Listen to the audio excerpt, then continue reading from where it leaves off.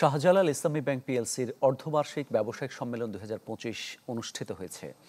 রাজধানীর hotel blue Radisson ব্লুতে bank সম্মেলনে ব্যাংকের ব্যবস্থাপনা পরিচালক মোস্তাউদ্দিন আহমেদের সভাপতিত্বে শাহজালাল ইসলামী ব্যাংকের পরিচালনা পর্ষদের চেয়ারম্যান জনাব এ কে আজাদ প্রধান অতিথি হিসেবে উপস্থিত ছিলেন।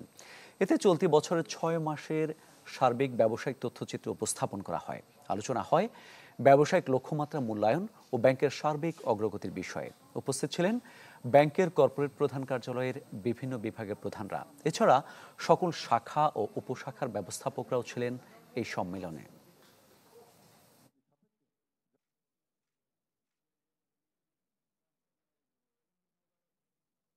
শাহজালাল ইসলামী ব্যাংক আজকে যে মজবুত ভিত্তির উপর দাঁড়িয়ে আছে তার একটা বড় কারণ হচ্ছে আভ্যন্তরীণ সুশাসন। প্রতিষ্ঠাকালীন সময় থেকে আমরা সুশাসনের উপর জোর দিয়ে আসছি।